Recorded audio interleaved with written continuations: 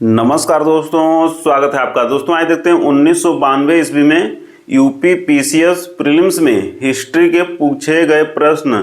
यह इसलिए भी आवश्यक है कि अनेक बार अनेक प्रश्न रिपीट होते हैं। पहला देखिए कि महाभारत में यह कहा गया है कि जो यहाँ है वह अन्यत्र भी है, किंतु जो यहाँ नहीं है वह कहीं नहीं है।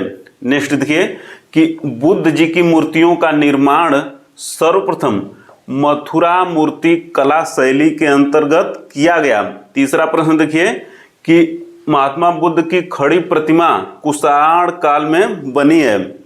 नेक्स्ट की अंकोरवाट के विष्णु मंदिर का निर्माण, अंकोरवाट के विष्णु मंदिर का निर्माण कंबुज नरेश सूर्यवर्मन द्वितीय ने किया था।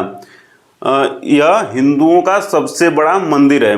नेक्स्ट देखिए कि इसी में अंकोरवाट मंदिर में ही रामायण, महाभारत एवं पुराणों के दृश्यों को दीवारों पर अंकित किया गया है। नेक्स्ट बहुत ही महत्वपूर्ण प्रश्न देखिए कि 3 महत्वपूर्ण चोल शासक हैं जिन्होंने चीन में दूत मंडल भेजा था।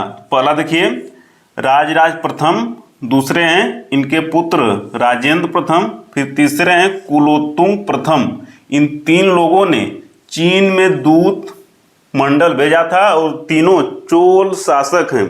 नेक्स्ट देखिए कि जवाहरलाल नेहरू जी का बहुत ही 2 महत्वपूर्ण कथन है। पहला कि मेरा अंतिम उद्देश्य प्रत्येक व्यक्ति के आंखों से आंसू पोंछना है।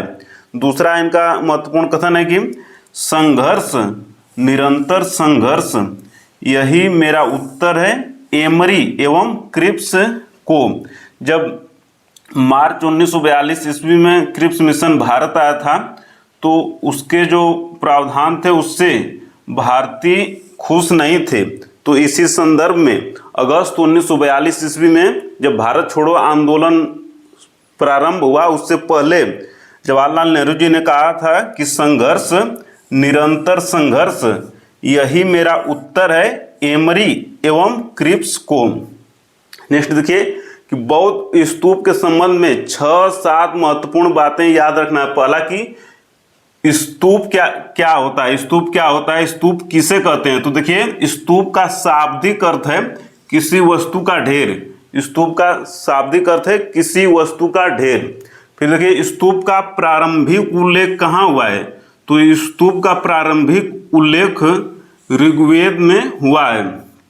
नेक्स्ट देखिए कि स्तूप मतलब इसका विकास, स्तूप का विकास मिट्टी के चबूतरे से हुआ है जिसका निर्माण मृतक की चिता के ऊपर किया गया। जब कोई व्यक्ति मरता था तो उसके चिता के ऊपर एक चौतरा बना दिया जाता था। उसी से क्रमशः स्तूप का विकास हुआ, क्रमशः वही प्रवृत्ति बढ़ती चली गई और उससे स्तूप का निर्माण हुआ। प्रारंभिक उल्लेख कहाँ पे है, ऋग्वेद में, और स्तूप का अर्थ है किसी वस्तु का ढेर।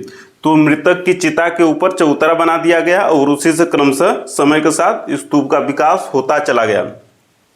महात्मा बुद्ध जी के अस्थि अवशेषों पर 8 बौद्ध स्तूपों का निर्माण हुआ और इनका निर्माण अजातशत्रु एवं इस क्षेत्र के गणराज्यों ने किया था।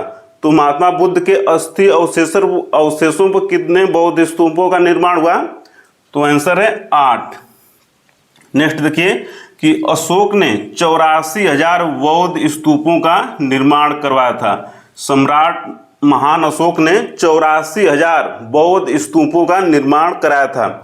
स्तूप देखिए मुख्यतः 4 प्रकार के होते हैं। पहला देखिए शारीरिक स्तूप। पहला क्या है, शारीरिक स्तूप। इसमें देखिए महात्मा बुद्ध जी के शरीर के अंग या धातु या उनके केश जो दांत होते हैं उसके ऊपर जो स्तूप बना है उसे कहते हैं शारीरिक स्तूप। दूसरा है पारिभोगिक स्तूप, दूसरा है पारिभोगिक स्तूप। इसमें महात्मा बुद्ध ने जिन वस्तुओं को उपयोग में लाया था उनके ऊपर स्तूप बनाए। तो उसमें देखिए भिक्षा पात्र हो गए, महात्मा बुद्ध जी का चीवर या उनकी पादुका के ऊपर जिन स्तूपों का निर्माण किया गया उसे पारिभोगिक स्तूप कहते हैं।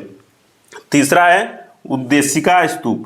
तो उद्देशिका स्तूप में बुद्ध से जुड़े स्थलों पर वो उनका निर्माण हुआ है। जहाँ जहाँ बुद्ध गए वहाँ वहाँ जो स्तूप बने उससे उद्देशिका स्तूप गए। जैसे सारनाथ में प्रथम बुद्ध जी ने अपना उपदेश दिया था, तो वहाँ का स्तूप कौन सा है? उद्देशिका स्तूप। नेक्स्ट देखिए पूजार्थक स्तूप, चौथा है पूजार्थक स्तूप।